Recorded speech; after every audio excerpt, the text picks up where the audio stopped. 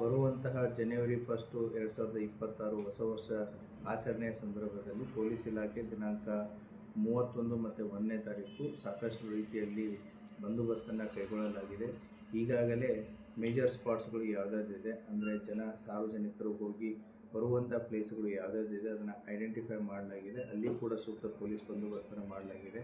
ಅಷ್ಟೇ ಅಲ್ಲದೇ ಕೂಡ ಈಗಾಗಲೇ ಎಲ್ಲ ಹೋಟೆಲು, ಲಾಡ್ಜಸ್ಸು, ರಿಸಾರ್ಟ್ಸು ಮತ್ತು ಈವೆಂಟ್ ಮ್ಯಾನೇಜರ್ಸ್ಗಳದ್ದು ಮೀಟಿಂಗನ್ನು ಎಲ್ಲ ಪೊಲೀಸ್ ಠಾಣಾ ವ್ಯಾಪ್ತಿಗಳಲ್ಲಿ ಅವ್ರದ್ದು ಮೀಟಿಂಗನ್ನು ಮಾಡಿ ಡೂಸ್ ಆ್ಯಂಡ್ ಡೋಂಟ್ಸ್ಗಳ ಬಗ್ಗೆ ಈಗಾಗಲೇ ಅವರಿಗೆ ಸಾಕಷ್ಟು ರೀತಿಯಲ್ಲಿ ನಾವು ಮಾಹಿತಿಯನ್ನು ಕೊಟ್ಟಿದ್ದೀವಿ.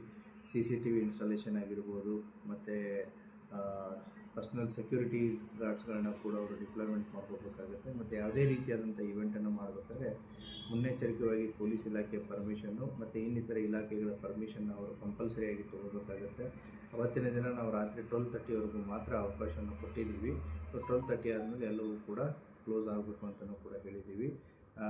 ಮತ್ತು ಅಷ್ಟೇ ಅಲ್ಲದೇ ಈಗ ಏನು ಕಳೆದ ನೀವು 3-4 ಡೇಸಿಂದನೂ ಕೂಡ ಸಾಕಷ್ಟು ರೀತಿಯಲ್ಲಿ ಪೊಲೀಸ್ ಪೆಟ್ರೋಲಿಂಗು, ವಿಸಿಬಲ್ ಪೊಲೀಸಿಂಗು, ಚೆಕ್ ಪೋಸ್ಟ್ಗಳು, ಡ್ರಂಕ್ ಆ್ಯಂಡ್ ಡ್ರೈವ್ ಕೇಸುಗಳು, ಮತ್ತು ಎನ್ಫೋರ್ಸ್ಮೆಂಟ್ ಆ್ಯಕ್ಟಿವಿಟೀಸ್ಗಳು, ಹೋಟೆಲು, ಲಾಡ್ಜಸ್ಗಳ ವಿಸಿಟ್ಟು, CCTV ಇನ್ಸ್ಟಾಲೇಷನ್ನು, ಈ ಎಲ್ಲ ಕಾರ್ಯಗಳು ಪೊಲೀಸ್ ಇಲಾಖೆ ಇಡೀ ಜಿಲ್ಲಾದ್ಯಂತ ತಗೋತಾ ಇದೆ. ಆದ್ದರಿಂದ ಪೊಲೀಸ್ ಇಲಾಖೆ ಬರುವಂಥ ಹೊಸ ವರ್ಷವನ್ನು ಸ್ವಾಗತ ಮಾಡಲು ಎಲ್ಲ ರೀತಿಯಾದಂತಹ ಸೂಕ್ತ ಬಂದೋಬಸ್ತನ್ನು ಕೈಗೊಂಡಿದೆ. ಸರ್, ಯಾರು ಪರ್ಮಿಷನ್ ಕೇಳಿದ್ದಾರೆ ಸರ್? ಹೋಟೆಲ್ಸ್, ರೆಸಾರ್ಟು, ಹೋಟೆಲ್ ಯಾರು ಅಪ್ಲೈ ಮಾಡಿದ್ದಾರೆ? ಕೆಲವೊಂದಿಷ್ಟು ಜನ ಆ ಅಪ್ಲಿಕೇಶನ್ಸ್ಗಳು ಪ್ರೊಸೆಸ್ಸಲ್ಲಿವೆ. ಅವರು ಬೇಕಾಗಿರುವಂತಹ ಎಲ್ಲ ಪರ್ಮಿಟ್ಸ್ಗಳನ್ನು, ಎಲ್ಲ ಸೂಕ್ತ ಸೌಕರ್ಯಗಳನ್ನು ಅವರು ಮಾಡ್ಕೊಂಡಿದ್ರು ಅಂತಂತಂದರೆ then will give permission as per